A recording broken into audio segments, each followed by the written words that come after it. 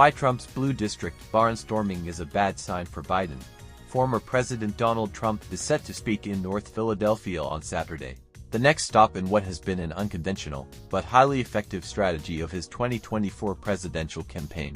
It all started, as so many things in life do, with a trip to a bodega in New York City, and now it is a staple of the former president's third run at the White House, back in April, at the beginning of a criminal trial that would limit his campaigning for weeks. Donald Trump showed up after court at a small locally owned store in Harlem for an impromptu and mostly organic little rally. Within minutes, social media blew up with images of a diverse crowd chanting Trump's name, with a kind of celebrity appeal we have not seen from a politician since at least Barack Obama. Next, Trump took his show to the wildwood boardwalks of deep blue New Jersey, then to a rally in the Bronx, next to an event in a black church in Detroit. And on Saturday Trump will deliver remarks in North Philadelphia. Voters want to be heard, they don't want to be taken for granted, which is why just showing up has proven so effective for Trump. For those who don't know much about North Philly, it's one of the roughest neighborhoods in one of the roughest cities in America.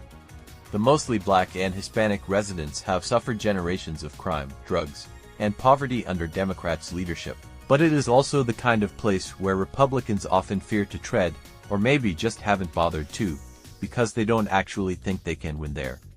And no, Donald Trump is not going to win a majority of the voters in North Philly or the Bronx. But that's not really the point. The point is that he is showing up, he is listening, and he is offering frustrated Democratic voters a real alternative. Frankly, the timing could not be better. After all, residents of poor urban neighborhoods are hurting the most under Joe Biden's anemic economy, and all the while watching the president's policies give illegal immigrants hotel rooms, food, even cash cards. Trump doesn't have to win these places. If he can just move the needle, as polls already show him doing, especially in swing state cities like Philly, Atlanta, and Detroit, then Biden's path to a second term will be as narrow as a needle's eye. Another advantage for Trump in this blue district barnstorming is that, as is true with much in this election, Joe Biden cannot even come close to replicating it. Joe Biden can't walk into ruby red small towns and hold events. First of all, he has made clear that he considers most of those voters to be dangerous MAGA extremists, and second, he clearly just couldn't handle the rigor of these kinds of rallies. Biden's only real pitch to minority voters, beyond, if you don't vote Democrat, you ain't black, is that Trump is some kind of awful racist. But even that tired claim is losing whatever purchase it may once have had. Voters want to be heard, they don't want to be taken for granted, which is why just showing up has proven so effective for Trump. Republicans not named Trump might learn some lessons here too. Maybe the grand old party is too willing to concede to minority or urban voters. Maybe the Democrats' hegemonic power in these areas is finally being seen as the decades-long disaster it has been.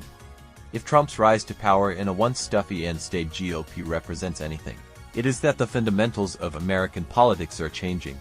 Once impossible things are happening. And with the Democrats continuing to lurch to the loony left, anything really could happen. It has widely been noted that prior to Donald Trump, the last Republican candidate for president who appeared in the Bronx was Ronald Reagan, another politician with the power to redraw well-worn political maps. That was in 1984. But 4 years earlier, at a debate against Jimmy Carter, the Gipper introduced a new question to the American political lexicon when he asked, "Are you better off than you were 4 years ago?" Today, in North Philly, Trump will pose that very same question to the gathered crowd, and there is growing evidence to believe that for many of those assembled, the answer is a resounding no. Win or lose, Trump deserves credit for reaching out to all Americans.